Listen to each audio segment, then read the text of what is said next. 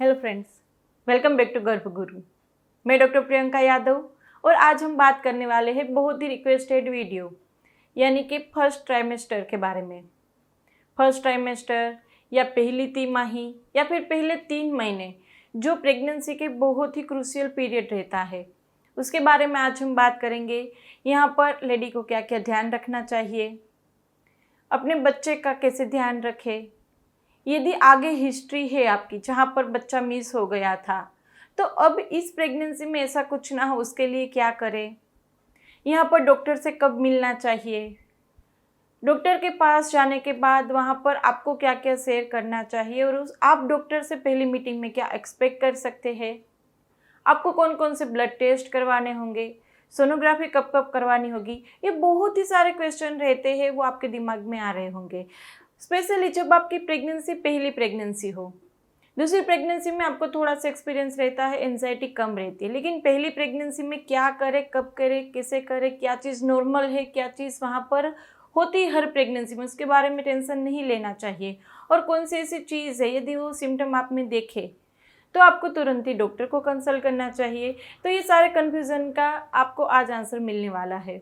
इस वीडियो में आखिर तक जुड़े रहिएगा। पहले 3 माह में आपके साथ क्या क्या हो सकता है, क्या क्या सिम्टम आ सकते हैं, आपको क्या ध्यान रखना चाहिए और बेबी के अंदर डेवलपमेंट कैसा हो रहा है, सारी डिटेल आपको मिल जाएगी। और आप फ्रेंड्स अभी पहली बार गर्भगुरु पे आए हैं तो गर्भगुरु को सब्सक्राइब करना नहीं भूलना है, बिल्कुल ही फ्री है आप लोगों के लिए।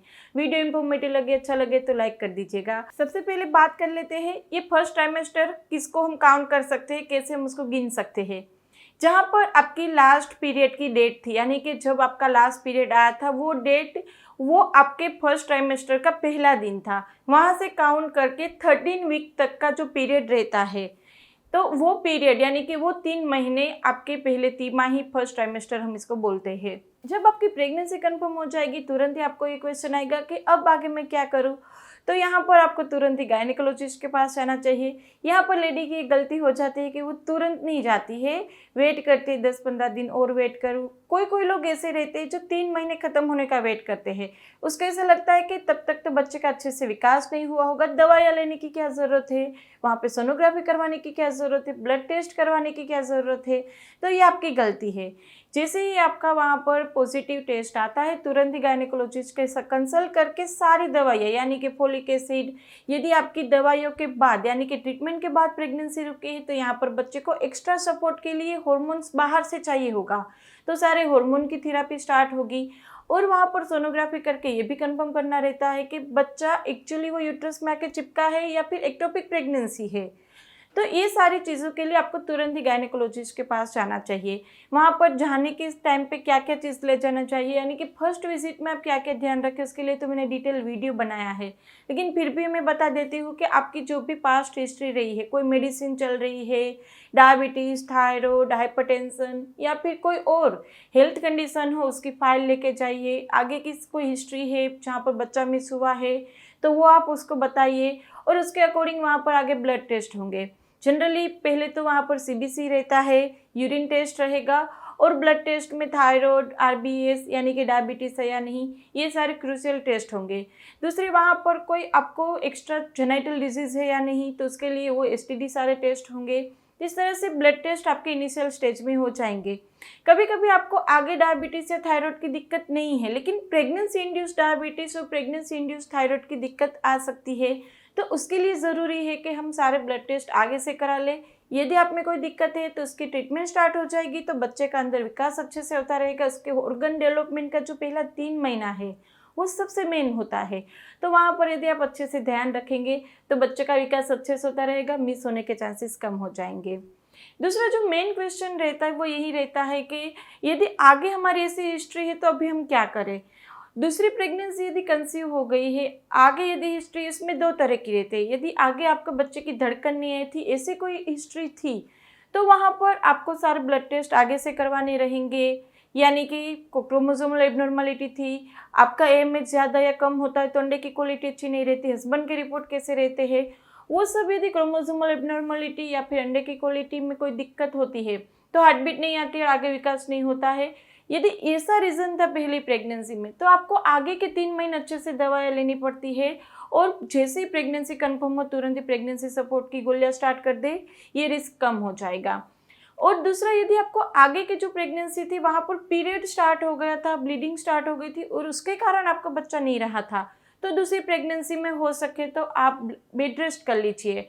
वहाँ पर कोई भी भारी काम ना करे, ट्रैवलिंग ना करे, रिलेशन ना रखे और अच्छे से अपना ध्यान रखेंगे तो ये तुरंत ही आपको वहाँ पर थोड़ा सा सपोर्ट मिल जाएगा। दूसरी चीज़, यहाँ पर बच्चा जो होता है उसका ग्रोथ किस तरह से रहता है। जब आपको पता चलेगा आप प्रेग्नेंट है तब तक वहाँ पर बच्चे का बहुत अच्छे से विकास हो चुका होगा। यानी कि पहले जब आपका पीरियड आया था उसके 7 दिनों में वो फॉलिकल मैच्योर होगी, ओव्यूलेशन टाइम पे आपका अंडा और हस्बैंड का सेल दोनों मिल जाएंगे, उसके 7 दिन बाद जाके वो आपके यूट्रस की लाइनिंग में चिपक जाएगा बच्चा। और फिर जहाँ पर उसके भी 7-8 दिन जाएंगे उसके बाद आपको सारे सिम्टम आना फील होंगे।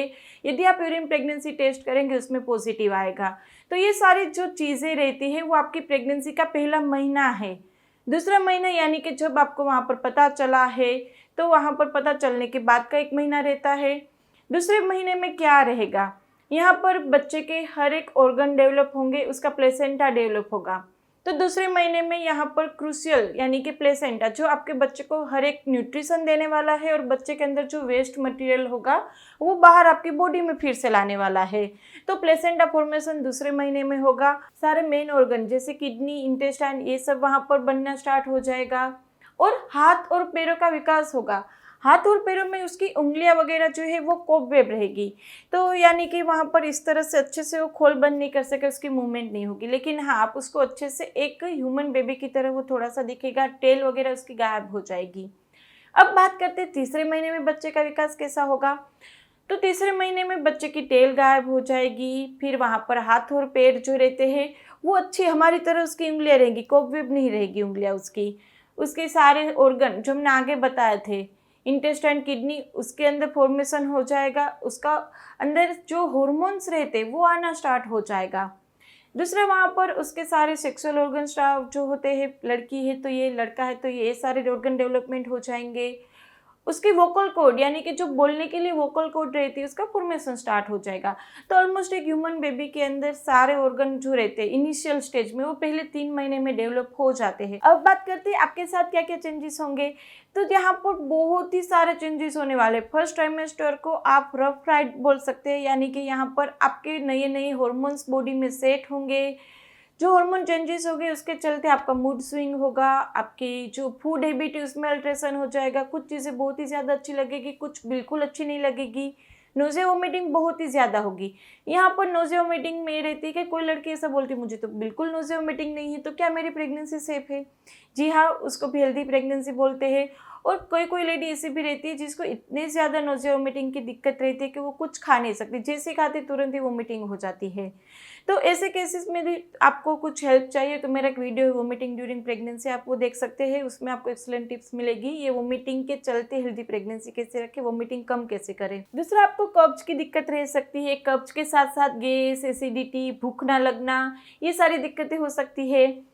आपके बच्चे को पोषण देने के लिए, वहाँ पर उसको न्यूट्रिशन मिलता रहे, उसके लिए आपकी बॉडी में जो ब्लड सर्कुलेशन है, जो ब्लड वॉल्यूम है वो बढ़ेगा। तो ब्लड वॉल्यूम बढ़ेगा, उसके चलते आपके अंदर सारे सर्कुलेटरी सिम्टम्स आ सकते हैं, जैसे हेडेक रहना, कभी कभी चक्कर आ जाना, कभी कभी आंखों के सामने अचानक से अंधेरा आ जाना। दूसरा, आपको वहाँ पर करवट लेंगे तो अनइजीनेस फील करेंगे, ये सारे सिम्टम आपको आ सकते हैं। दूसरा, वहाँ पर मूड स्विंग, जैसे हमने बताया, आपको कभी कभी बहुत ज़्यादा रोना आ जाएगा, तो कभी कभी ऐसा लगेगा कि बिल्कुल ही मूड नहीं, कुछ खा नहीं पाएंगे, कुछ कर नहीं पाएंगे, बहुत ज़्यादा टायर्डनेस फील करेंगे, कोई काम में मन नहीं लगेगा। तो ये सारे सिम्टम पहले 3 महीने में कॉमन है, क्योंकि यहाँ पर आपकी बॉडी के अंदर एक नया मेहमान आ चुका है, नए हॉर्मोन्स आ चुके हैं, जिसके चलते आपके सारे सिम्टम हो सकते हैं। जैसे हमने आगे बताया, वैसे यदि आपको डायबिटीज़ या थायराइड प्रेगनेंसी के दौरान आ गया तो उसकी एक्स्ट्रा टेबलेट लेने की ज़रूरत पड़ेगी, तो उसको कभी भी मिस मत कीजिएगा। और जैसे ही प्रेगनेंसी खत्म होगी, बच्चा बाहर आएगा, उसके 40 दिन के बाद ये भी नॉर्मल हो जाएगा, ये चला जाएगा, तो उसका स्ट्रेस ना लीजिएगा। अब बात करते हैं मेन पॉइंट के बारे में, डाइट क्या क्या रखें। तो देखो, यहाँ पर पहले बच्चे को सेट हो जाने दो। ऐसा नहीं है कि आज प्रेगनेंसी पॉजिटिव है, आज से ही सारे डाइट आप स्टार्ट कर दें ताकि बच्चे का विकास बहुत अच्छे से होता रहे, ऐसा नहीं। पहला 3 महीना है, यहाँ पर आप खुद सेट होइए, बच्चे को अंदर सेट होने दो। और तब तक के लिए जितना अच्छा लगे, जो अच्छा लगे वो खाइए। एड आपको क्या करना है, अच्छे से अपना वाटर इनटेक मेंटेन कीजिए, यानी कि पानी 12 से 13 ग्लास पीजिए, क्योंकि ब्लड सर्कुलेशन में वहाँ पर हमने बताया वैसे चेंजेस आएंगे और नोज़िया वोमिटिंग की दिक्कत रहेगी। तो यदि आप पानी अच्छे से नहीं पिएंगे तो वीकनेस वगैरह बहुत ही ज़्यादा लगेगी। तो पानी अच्छे से पीते रहिए। दूध भी 2 टाइम कर लीजिए। यदि दूध से एलर्जी है या वोमिटिंग हो जाती है तो उसको कंप्लीट अवॉइड कर सकते हैं। डेली का एक फ्रेश फ्रूट ले लो, सुबह उठते ही सारे नट्स ले लीजिए, रात में बादाम अंजीर वगैरह भिगो दो, सुबह उठकर वो खा सकते हैं आप।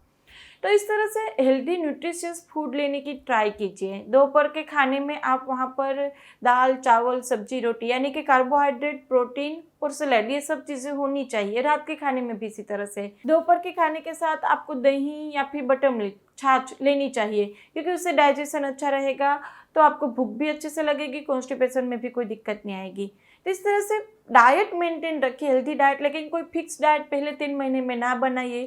शायद वेट लॉस भी हो तो भी कोई दिक्कत नहीं है, क्योंकि यहाँ पर बहुत सारे चेंजेस होने वाले हैं। और वेट गेन पहले 3 महीने में बहुत ज़्यादा नहीं होगा, क्योंकि अंदर बच्चा जो है वो आपका 3 महीना ख़त्म होने पर 25 से 30 ग्राम तक ही रहेगा।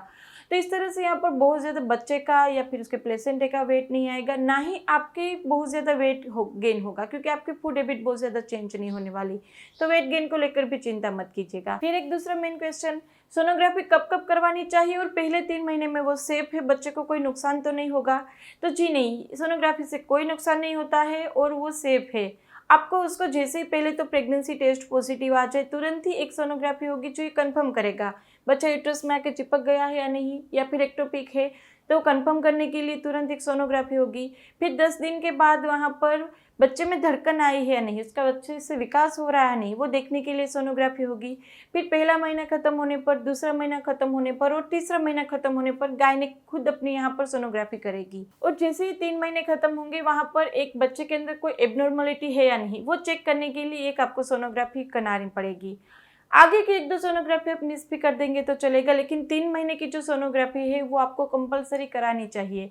यदि बच्चे में कोई एबनॉर्मलिटी है तो आपको जल्दी से पता चले, आगे उसके अकॉर्डिंग आप स्टेप ले पाए। तो इतनी सोनोग्राफी आपको 3 महीने में करानी चाहिए। यदि इसमें से भी कुछ कन्फ्यूजन है, आपको कुछ पूछना है, तो आप हमें कमेंट बॉक्स में पूछ सकते हैं या इंस्टा पे फॉलो कर सकते हैं। इंस्टाग्राम पे Q&A लाइव सेशंस होते रहते हैं, वहाँ पर जल्दी आंसर मिल जाएगा। वीडियो अच्छा लगा है तो बहुत ज़्यादा लोगों को शेयर करना नहीं भूलना है और लाइक पहले कर दीजिए। और अभी तक गर्भगुरु को सब्सक्राइब नहीं किया है तो पहले कर लीजिए, क्योंकि बिल्कुल ही फ्री है। तो चलो फ्रेंड, फिर जल्दी मिलेंगे, तब तक के लिए stay healthy, stay happy, bye.